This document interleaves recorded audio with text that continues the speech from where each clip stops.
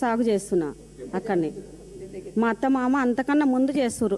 మా అత్త మామ చేసి ఒక 40 ఏళ్ళు చేయొచ్చు వాళ్ళు. నేను 37 సంవత్సరాల సంది నేను చేస్తున్నా. ఎవరో ఒక ఆయన వచ్చి మొత్తం దోసుకుంటుండు, అక్కడ భూములన్నీ దోసుకుంటుండు. మొత్తం 5-10 లక్షలు ఇచ్చి కొనుక్కున్నా అని చెప్తే మరి కొనుక్కున్నాడేమో అనుకున్నాం. నా పొలంలోకి నేను ఓనికే గేటు పెట్టేసిండు. గేటు పెట్టేస్తే గేటు పెట్టొద్దని అడ్డం పోతే మా ఆయనను కొట్టిర్రు. వేరే బోన్సర్లను పెట్టి కొట్టిస్తారు, ఒత్తేస్తారు దెబ్బ కనిపించకుండా. నేను పోతుంటే కూడా ఫోటోలు తీస్తారు. అక్కడ 50,000 పెట్టి మేము కడీలు తీసుకొచ్చి అడవి పందులు మేయకుండా సేను మొత్తం తయారైనాక కూడా అడవి పందులు మేసాను. మేము అక్కడ కంచె వేసుకుంటే ఆ కంచెను నైటే తీసేసిరు. ఎవరు తీయమన్నారు, ఇట్లా ఎందుకు చేసిరు, మాకు ఎందుకు చేస్తున్నారు ఇట్లా అంటే సుధాకర్ తీయమన్నాడు. ఏ సుధాకర్ అంటే తిరుపతి సుధాకర్ అని చెప్తారు సార్. ఇట్లా చేస్తారు. నాకు ఒక 10 ఆవులు ఉన్నాయి. అక్కడ గడ్డి పెట్టుకున్నా, పొద్దుగాల పోయి నేను గడ్డి కోసేసుకోవాలి. అక్కడ కూర అలుపుకొని నేను రోజుకు 500-800 వస్తే నా జీవనాధారం నడుస్తుంది. అక్కడ నన్ను పొలం మీదకి నిలగొడితే నేనేం చేయాలి? వెళ్ళిపోండి, మీకు కూడా ఇస్తాం 10 లక్షలు అంటారు, 5 లక్షలు అంటారు. 5 లక్షలు పెడితే ఒక ప్లాట్ వస్తలేదు సార్, ఒక దావత్ కూడా అవుతలేదు.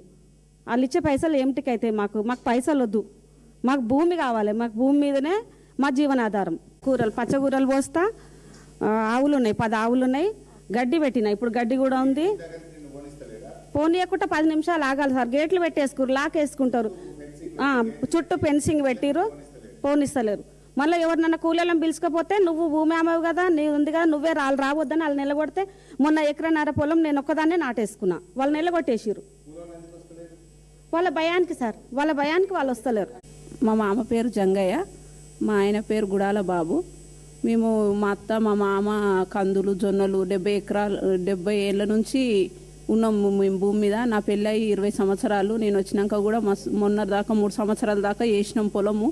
మా తాన మేము ఇట్లా వాళ్ళు రేకులు వాతుతారని మేము ఏం చేసినామంటే అది ఒక ఫోటోలు వీడియోలు కూడా తీసుకున్నాం. ఎందుకంటే ఇల్లు కబ్జా మీద కూర్చుంటాటురు, చుట్టుముట్టు మొత్తం రేకులు వాతేస్తురని మాకు భయం అయింది.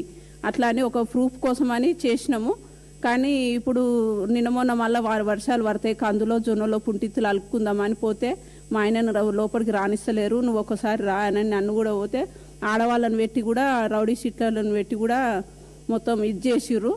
మాకు భయం అవుతుంది, నేను పోను, మళ్ళీ నువ్వు ఉన్న వాళ్ళని పొలం కోసం మా ఆయన ప్రాణాన్ని కూడా తీసుకుంటా అని చెప్తుండు. కానీ వద్దులే, ఎవరితోనన్నా మాట్లాడదాము, ఎంత కాడికైతే అంత కాడికి అవుతుంది అనేసి అనుకున్నాం. కానీ మాకు ధైర్యం చాలతలేదని ఇప్పుడు మేడం దగ్గరకు వచ్చినాం అందరం కలిసి. ఎట్లా చేస్తారో అని మాకు కేసు కూడా పెట్టిరు సార్. మా ఆయన మీద ఒకసారి కేసు పెట్టిరు. ఇప్పుడు దుందాము, అది మొత్తం పొలం అంతా సాఫ్ చేసుకుందాం అనుకుంటే అసలు సాఫ్ చేయనిస్తలేరు సార్. ఇప్పుడు మే నెలలో వర్షాలు పడతాయి, అందులో వేస్తాం మేము ప్రతి సంవత్సరం. ఇప్పుడు 3 సంవత్సరాల నుంచి భూమిని ఇప్పుడు మేము మా మామ చేసింది సార్. నా పెళ్లి కాకముందు నుంచి మా మామ ఇప్పుడు 70 ఏళ్ళు ఉంది సార్.